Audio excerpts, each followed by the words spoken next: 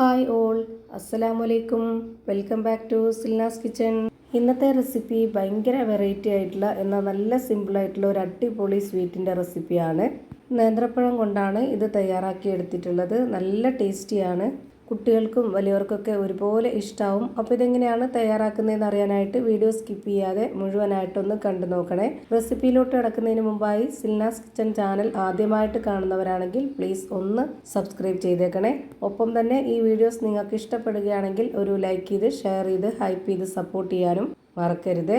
ഇനി നമുക്ക് ഇതെങ്ങനെയാണ് തയ്യാറാക്കുന്നതെന്ന് നോക്കാം. ഇതിനായിട്ട് ആദ്യം തന്നെ നല്ല പഴുത്ത 2 നേന്ത്രപ്പഴം എടുത്തിട്ടുണ്ട്. മീഡിയം പഴുപ്പായിരുന്നാലും കുഴപ്പമില്ല. ഇതുപോലെ നന്നായിട്ട് പഴുത്തു പോയതാണെങ്കിലും കുഴപ്പമൊന്നുമില്ല. ഇതുപോലെ നന്നായിട്ട് പഴുത്ത പഴത്തിൽ ചെയ്യുമ്പോഴാണ് ഒന്നുകൂടി ടേസ്റ്റായിട്ട് തോന്നിയിട്ടുള്ളത്. ഇനി ഈ പഴത്തിൻ്റെ 2 അറ്റം ഒന്ന് കട്ട് ചെയ്ത് കൊടുക്കുന്നുണ്ട്. എന്നിട്ട് ഈ പഴം 2 ആയിട്ടൊന്ന് കട്ട് ചെയ്തെടുക്കാം.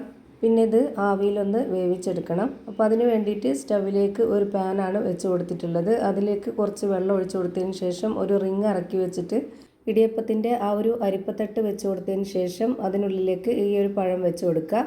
എന്നിട്ട് അടപ്പ് വെച്ച് അടച്ചതിന് ശേഷം പിന്നെ ആ ഒരു അടപ്പിൻ്റെ ഹോളിലേക്ക് ഒരു പേപ്പർ തിരികെ വെച്ച് കൊടുത്തിട്ടുണ്ട്. എയർ ടൈറ്റ് ചെയ്തിരിക്കാനാണ്. ഫ്ലെയിം ഓൺ ആക്കിയതിന് ശേഷം ഒരു 10 മിനിറ്റ് ഒന്ന് ഇത് വേവിച്ചെടുക്കുന്നുണ്ട്.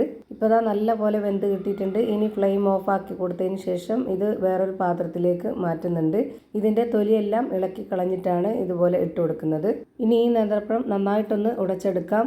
ചൂടോടെ തന്നെ ഉടച്ചെടുക്കുമ്പോഴായിരിക്കും നല്ല പെർഫെക്റ്റ് ആയിട്ട് കിട്ടുന്നത്.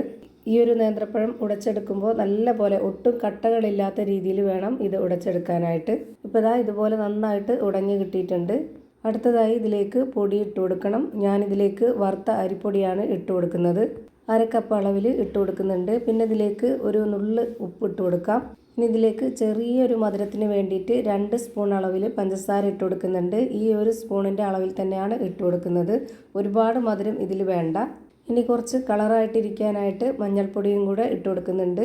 യെല്ലോ ഫുഡ് കളർ ഉണ്ടെന്നുണ്ടെങ്കിൽ അത് ഇട്ട് കൊടുക്കാം. അതുമല്ലെങ്കിൽ നമുക്കിത് നിർബന്ധമൊന്നുമുള്ള കാര്യമൊന്നുമല്ല. വീട്ടിൽ നമ്മൾ വെറുതെ തയ്യാറാക്കുന്നതിന് ഈ കളറിൻ്റെ ഒന്നും ആവശ്യമില്ല. വീഡിയോയ്ക്ക് കാണാനൊരു ഭംഗിക്ക് വേണ്ടി മാത്രം ഇട്ട് കൊടുത്തിട്ടുള്ളതാണ്. ഇപ്പോൾ ദാ ഞാൻ ഈ മാവ് നല്ലപോലെ കുഴച്ചെടുത്തിട്ടുണ്ട്. ഇനി നമ്മുടെ കയ്യിൽ കുറച്ച് ഓയിലോ നെയ്യോ എന്തെങ്കിലും ഒന്ന് സ്പ്രെഡ് ചെയ്തതിന് ശേഷം ഇതിൽ നിന്ന് കുറച്ച് മാവ് എടുത്തിട്ട് ഇതേപോലെ നന്നായിട്ടൊന്ന് ഉരുട്ടി ഇതുപോലെ നീളത്തിലെടുക്കുക. എന്നിട്ട് അതിൻ്റെ അറ്റ ഭാഗത്തുനിന്ന് ഇതുപോലെ ചെറുതായിട്ട് നമ്മൾ എടുത്തിട്ടൊന്ന് ഉരുട്ടി ഈ ഒരു ഷേപ്പിലൊന്ന് റെഡിയാക്കി എടുക്കുന്നുണ്ട്. ഓരോരുത്തർക്കും ഇഷ്ടമുള്ള വലിപ്പത്തിൽ ഷേപ്പിൽ ആകൃതിയിലൊക്കെ റെഡിയാക്കി എടുക്കാവുന്നതാണ്. ഞാനിപ്പോൾ ഈ ഒരു ഷേപ്പിലാണ് റെഡിയാക്കി എടുത്തിട്ടുള്ളത്. ഇങ്ങനെ ആകുമ്പോൾ കാണാനൊരു ഭംഗിയുണ്ടാവും. അതുപോലെ തന്നെ കഴിക്കുമ്പോഴും നല്ലൊരു പ്രത്യേക ടേസ്റ്റ് ആയിരിക്കും. ഈ ഒരു വലിപ്പത്തിൽ തന്നെ എല്ലാം റെഡിയാക്കി ഒരു പാത്രത്തിലേക്ക് മാറ്റിയിട്ടുണ്ട്. ഇനി നമുക്കിത് ആവിയിൽ വേവിച്ചെടുക്കണം. അതിനായിട്ട് നേരത്തെ നേന്ത്രപ്പഴം വേവിച്ചെടുത്ത അതേപോലെ തന്നെ വെച്ച് കൊടുത്തിട്ടുണ്ട്. ഈ തട്ടിൽ കുറച്ച് ഓയിലോ നെയ്യോ ഒന്ന് സ്പ്രെഡ് ചെയ്ത് കൊടുക്കണം. അല്ലാന്നുണ്ടെങ്കിൽ ഇത് ആവി അടിക്കുന്ന സമയത്ത് അതുപോലെ തന്നെ ഇത് വെന്ത് വരുന്ന സമയമാകുമ്പോഴത്തേക്ക് ഈ ഒരു പാത്രത്തിൽ ഒട്ടിപ്പിടിക്കും. ഇപ്പോൾ ഞാനിതിലേക്ക് മുഴുവനായിട്ടും ഇട്ട് കൊടുത്തതിന് ശേഷം എല്ലാം ഒറ്റയായിട്ട് ഇട്ട് കൊടുത്തിട്ടുണ്ട്. അല്ലാന്നുണ്ടെങ്കിൽ ഒന്നിന് മുകളിൽ ഒന്നായിട്ട് ഒട്ടിപ്പിടിച്ച് വെന്ത് കിട്ടും. ഇനി ഇത് വെന്ത് വരട്ടെ. ആ ഒരു സമയം കൊണ്ട് ഞാനിതുപോലൊരു പാത്രം വെച്ച് കൊടുത്തിട്ടുണ്ട്.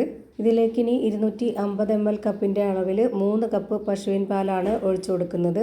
ഒട്ടും തന്നെ വെള്ളം ചേർത്ത് കൊടുക്കാത്ത നല്ല കട്ടിയായിട്ടുള്ള പാലാണ്.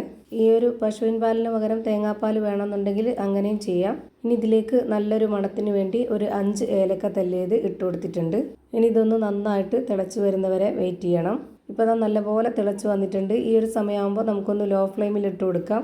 പാട കെട്ടാതിരിക്കാൻ വേണ്ടിയിട്ട് ഇതുപോലെ നന്നായിട്ടൊന്ന് ഇളക്കി കൊടുത്ത ശേഷം പിന്നെ ഇതിലേക്ക് നമുക്ക് ഇട്ട് കൊടുക്കേണ്ടത് റവയാണ്. വറുത്ത റവയാണ് ഞാനിതിലേക്ക് എടുത്തിട്ടുള്ളത്. വറുത്ത റവ തന്നെ എടുക്കാൻ വേണ്ടി നോക്കുക, എന്നാലാണ് കൂടുതൽ ടേസ്റ്റ്. ഇപ്പോൾ ഞാനിവിടെ 1/4 കപ്പ് അളവിൽ ഇട്ട് കൊടുത്തിട്ടുണ്ട്. അതിനോടൊപ്പം തന്നെ ഇതുപോലെ കയ്യിൽ വെച്ച് ഇളക്കി കൊടുക്കുകയും ചെയ്തിട്ടുണ്ട്. അല്ലാന്നുണ്ടെങ്കിൽ കട്ടയായിട്ടിരിക്കും. ഇനി ഈ റവ നല്ലപോലെ ഒന്ന് വെന്ത് വരട്ടെ. ഇത് നമ്മൾ വെന്ത് കുറുകുന്നതിനനുസരിച്ച് ഓരോരുത്തരുടെ ഇഷ്ടത്തിനനുസരിച്ച് നമുക്ക് ഇതിൻ്റെ ആ ഒരു പരുവം റെഡിയാക്കി എടുക്കാവുന്നതാണ്. ഇനി ഇതിലേക്ക് മധുരത്തിന് ആവശ്യമായിട്ടുള്ള പഞ്ചസാരയാണ് ഇട്ട് കൊടുക്കുന്നത്. ഞാനിവിടെ 1/4 കപ്പ് അളവിൽ 1.5 കപ്പ് പഞ്ചസാര ഇട്ട് കൊടുക്കുന്നുണ്ട്.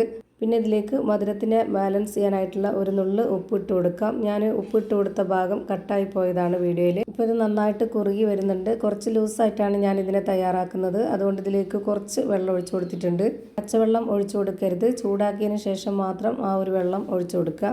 ഇനി ഇതിലേക്ക് നേരത്തെ വേവിക്കാനായിട്ട് വെച്ചിരുന്ന ആ ഒരു നേന്ത്രപ്പഴത്തിൻ്റെ കൂട്ട് വെന്ത് കിട്ടിയിട്ടുണ്ട്. അത് മുഴുവനായിട്ടും ഇതിലേക്ക് ഇട്ട് കൊടുക്കുക. റവ വെന്തതിന് ശേഷമാണ് ഞാൻ ഇതിലേക്ക് ഈ ഒരു നേന്ത്രപ്പഴത്തിൻ്റെ കൂട്ട് ഇട്ട് കൊടുത്തിട്ടുള്ളത്. പിന്നെ ഇതൊരു 2 മിനിറ്റ് നേരം കൂടെ വേവിച്ചെടുത്താൽ മതി. ഇനി ഇതിലേക്ക് ലാസ്റ്റായിട്ട് കുറച്ച് നെയ്യിൽ അണ്ടിപ്പരിപ്പും മുന്തിരിയും താളിച്ചതും കൂടെ ഒഴിച്ചു കൊടുക്കുന്നുണ്ട്. ഇപ്പോൾ ഇതാ ഭയങ്കര ടേസ്റ്റി ആയിട്ടുള്ള വെറൈറ്റി ആയിട്ടുള്ള ഒരു അടിപൊളി നേന്ത്രപ്പഴത്തിൻ്റെ സ്വീറ്റ് റെഡിയായി കിട്ടി.